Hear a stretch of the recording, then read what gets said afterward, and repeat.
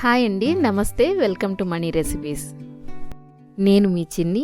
ఈరోజు అమ్మ చక్కని చిక్కని రుచికరమైన పరమాన్నం చేశారండి. మరి ఈజీగా ఎలా చేసుకోవాలో ఈ వీడియోలో చూసేద్దాం రండి.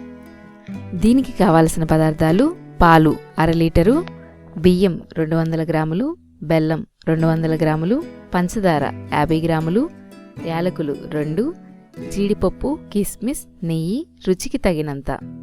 ఇప్పుడు ముందుగా బియ్యం తీసుకుని శుభ్రంగా కడిగి 10 నిమిషాలు నానబెట్టుకోవాలి. ఈలోగా మరో గిన్నెలో బెల్లం అలాగే పంచదారను వేసుకుని చిన్న టీ గ్లాస్ సగానికి నీరు వేసుకుని కరగబెట్టుకోవాలి. ఇక్కడ అచ్చం బెల్లంతో చేస్తే తీపి కాస్త వెగటుగా అనిపిస్తుందని మేము పంచదారను కలుపుకున్నాము. ఒకవేళ మీరు పంచదార యూజ్ చేయని వారైతే మొత్తం 250 గ్రాములు బెల్లంనే తీసుకోండి. కాస్త బెల్లం కరిగిన తర్వాత గిన్నెను స్టవ్ మీద పెట్టుకుని తిప్పుతూ ఉండండి. ఇలా బెల్లం కరిగి నురగలుగా పొంగు వస్తూ ఉంటుంది. పాకం చిక్కగా రావాల్సిన అవసరం లేదండి.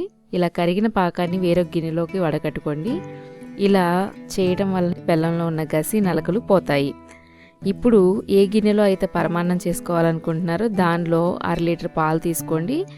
ఆ 1/2 లీటర్ పాలలో మీరు 1/2 గ్లాస్ నీరు పోసుకొని కొద్దిగా ఒక పొంగు వచ్చేంత వరకు కాగిన తర్వాత ముందుగా నానబెట్టుకున్న బియ్యం ఉన్నాయి కదా, వాటిని తీసుకుని నీరు వంచేసి ఆ బియ్యం వరకు మాత్రమే పాలల్లో వేసుకుని ఉండలు కట్టుకోకుండా కాసేపు తిప్పుకుంటూ ఉండండి. ఇక్కడ మీరు పాత బియ్యంతో వండుతున్నట్లయితే ఉడకడానికి సమయం ఎక్కువ పడుతుందండి. కాబట్టి మనం పాలల్లో కలుపుకున్న నీరు సరిపోతుంది, 1/2 గ్లాస్ నీరు.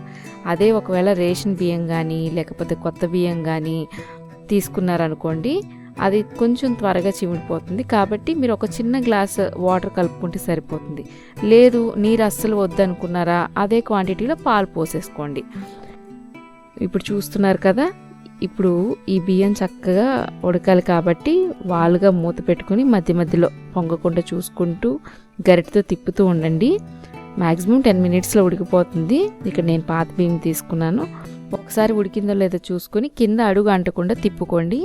ఇక్కడ ఆల్మోస్ట్ అన్నం ఉడికిపోయిందండి.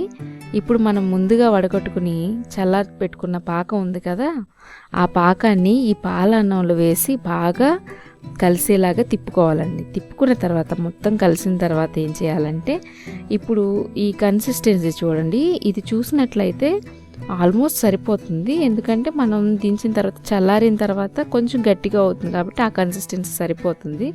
లేదు ఇంకొంచెం మాకు గట్టిగా రావాలి అనుకుంటే కాసేపు పొయ్యి మీద పెట్టుకుని అలాగే తిప్పుతూ ఉండండి. తిప్పిన తర్వాత ఫైనల్గా ఏంటంటే దించుకునే ముందు చిటికెడు ఉప్పు, యాలకుల పొడి వేసుకుని నెయ్యి, జీడిపప్పు, కిస్మిస్ వేసుకొని దించేసుకోండి. మనం మొదటిగా బియ్యం కొలుచుకోవడానికి 1 కప్ తీసుకున్నాం కదండి. ఒకే కప్తో చూస్తే ఇప్పుడు 5 కప్పుల వరకు పరమాన్నం వచ్చిందండి ఫుల్గా. సరే కదండి, టేస్ట్ అయితే మాత్రం అదిరిపోయింది. ఇంకెందుకు ఆలస్యం, మీరు కూడా ట్రై చేసి మీకు ఎలా వచ్చిందో కింద కామెంట్ చేయండి. ఈ వీడియో మీకు నచ్చినట్లయితే లైక్, షేర్ అలాగే సబ్స్క్రైబ్ చేసుకోండి. Thank you very much.